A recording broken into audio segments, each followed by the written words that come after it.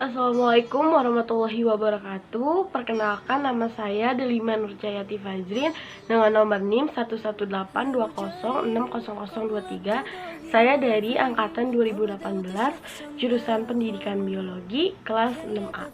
Di sini saya akan menjelaskan tentang mandi wajib. Yang pertama ada pengertian mandi wajib. Mandi wajib di sini diartikan sebagai mandi junub atau mandi besar, yaitu yang dilakukan memakai air bersih yang suci, kemudian dengan cara dialirkan dan dialirkan atau disiram ke seluruh tubuh dari ujung kaki hingga ujung rambut keja bersih ya. Nah, tujuannya di sini kenapa kita melakukan mandi wajib, yaitu untuk menghilangkan hadas besar yang harus dihilangkan. Jadi sebelum kita melakukan ibadah, kita wajib mandi besar ini gitu untuk melakukan sholat. Pun tata cara untuk mandi hadas besar, yaitu yang pertama membaca niat atau doa-doanya ya. Yang pertama itu doa untuk mandi hadas besar. Seperti ini ya, Bismillahirrohmanirrohim. Nawaitul gusla lirofil adasil akbari faudon lillahi ta'ala. Aku berniat mandi besar untuk menghilangkan hadas besar karena Allah Ta'ala. Untuk niat doa yang kedua, yaitu untuk niat mandi besar karena habis haid atau menstruasi ya. Seperti ini niatnya. Bismillahirrohmanirrohim. Nawaitul gusla lirofil adasil akbar minal haidi fardon lillahi ta'ala. Yang artinya aku niat mandi untuk menghilangkan hadas besar dari haid fardu karena Allah Ta'ala.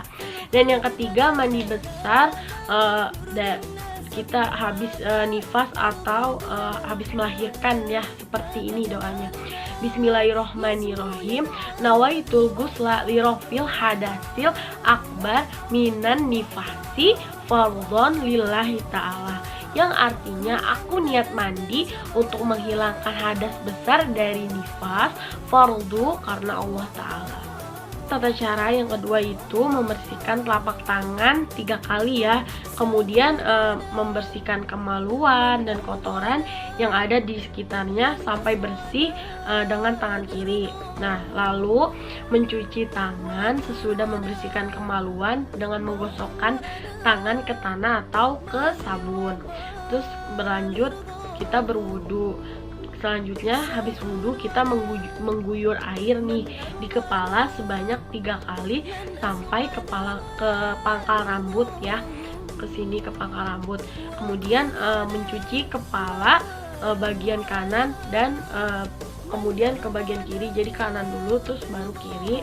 Kemudian menyela rambut dengan jari kayak seperti ini ya, seperti keramat gitu. Nah, lalu terakhir kita mengguyur air ke seluruh tubuh, diawali dari sisi kanan dulu, guyur, baru ke sisi kiri, kayak gitu. Selanjutnya ada pun sunah-sunah yang dianjurkan saat dalam mandi wajib. Yang pertama membaca basmalah, Bismillahirrahmanirrahim, kayak seperti itu. Yang kedua yaitu membasuh kedua tangan sebelum dimasukkan ke dalam air gitu ya, kayak gitu. Nah, kemudian berwudu. Yang keempat itu menggosokkan tangan ke seluruh anggota tubuh. Kenapa digosokkan ke seluruh anggota tubuh? Karena ini untuk membersihkan seluruh anggota tubuh biar bersih gitu. Nah, yang terakhir yaitu kita tuh mendahulukan anggota tubuh dari kanan dulu baru kiri, kayak seperti wudhu gitu. Sudah seperti yang tadi sudah saya jelaskan. Jadi kita dahulukan yang kanan dulu baru yang kiri.